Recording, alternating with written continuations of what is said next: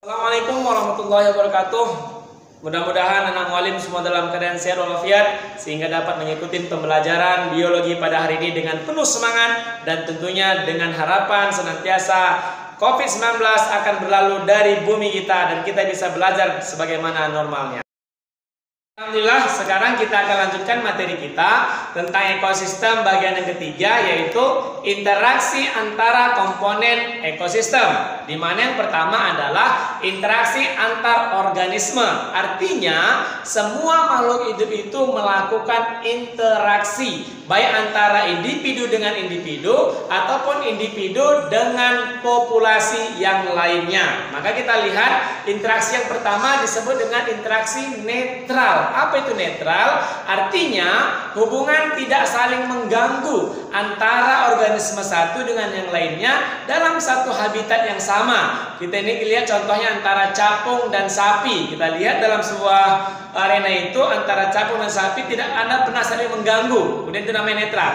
Kemudian yang kedua adalah predasi. Ya, yang kedua adalah predasi. Apa itu predasi?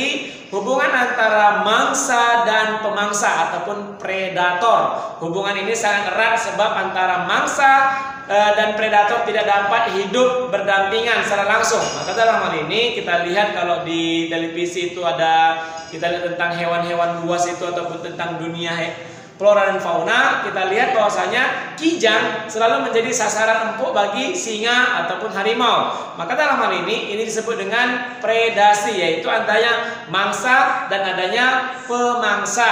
Nah, kemudian burung hantu dan tikus ini juga merupakan bahagian dari predasi. Oke, kemudian kita lanjutkan. Yang ketiga adalah parasitisme. Parasitisme ini tentunya adalah hubungan antara organisme yang berbeda spesies. Bila mana kita lihat satu organisme hidup pada daerah yang lain, tentunya mengambil makanan di tempat yang lain juga. Yang berhubungan dalam hal ini kita lihat bahwasanya antara parasitisme ini satu menguntungkan dan satu lagi merugikan. Kita lihat contohnya Plasmodium dengan manusia. Kemudian kita lihat juga benalu dengan pohon inangnya. Kemudian kita lihat yang keempat adalah komensalisme. Nah, sebenarnya kalau kita bahasakan ini semua adalah dalam bentuk simbiosis, di mana tadi yang pertama adalah parasitisme, kemudian yang kedua adalah komensalisme.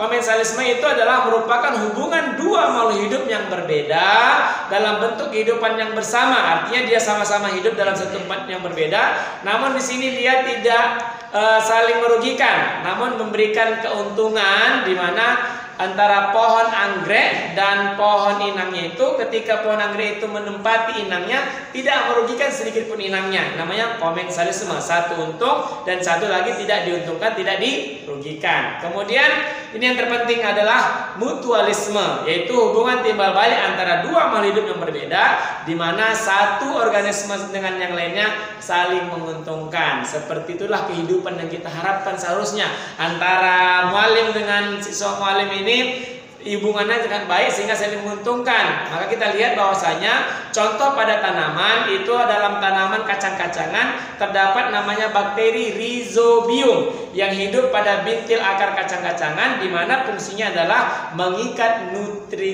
nitrogen bebas atau N2 pada udara sehingga menguntungkan tanaman kacang-kacangan. Kemudian ternyata interaksi bukan hanya antar individu ataupun antar organisme. Ternyata juga interaksi yang kedua adalah interaksi antar populasi. Apa itu interaksi antar populasi? Maka interaksi yang satu dengan populasi yang lainnya terjadi interaksi secara langsung ataupun tidak langsung dalam komunitasnya. Contohnya interaksi antar populasi tersebut yang pertama adalah alelopati.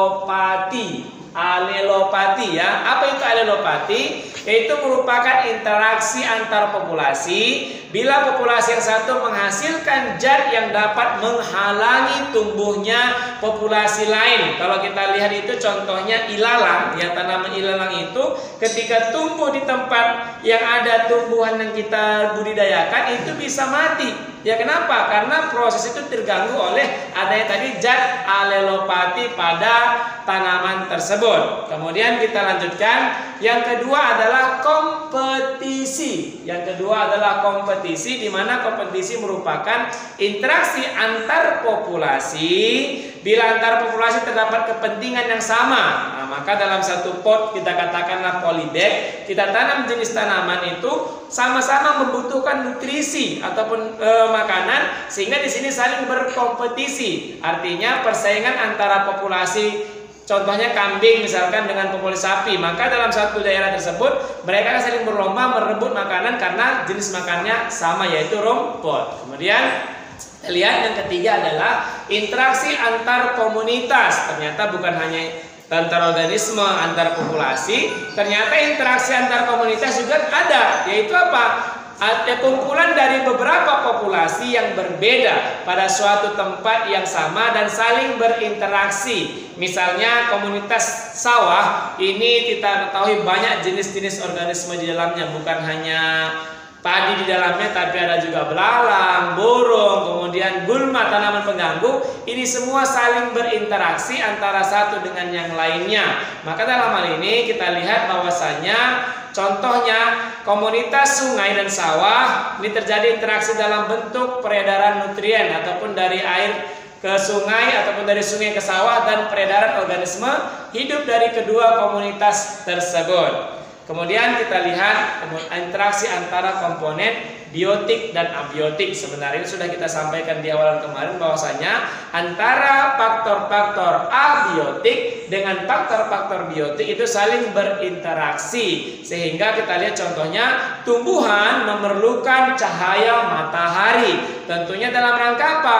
Menghasilkan makanan sendiri. Kita kenal dengan istilah fotosintesis. Berikut adalah reaksi fotosintesis. Kita ketahui bahwasanya dengan adanya cahaya matahari dan adanya klorofil pada tanaman, maka terjadilah proses pembentukan energi yang kita sebut dengan sekali lagi adalah istilah fotosintesis. Kemudian itu adalah jenis-jenis interaksi yang terjadi pada makhluk hidup. Maka pembelajaran kita tentang ekosistem bagian yang ketiga tadi adalah interaksi antar organisme, interaksi antar populasi, interaksi antar komunitas, dan interaksi antara faktor biotik dan faktor abiotik. Demikian yang dapat Mualim sampaikan. Mudah-mudahan bermanfaat. Insya Allah di akhir video nanti Mualim akan sampaikan tugas kita agar lebih paham lagi terkait kepada interaksi-interaksi yang terjadi dalam ekosistem. Demikian. Assalamualaikum warahmatullahi wabarakatuh.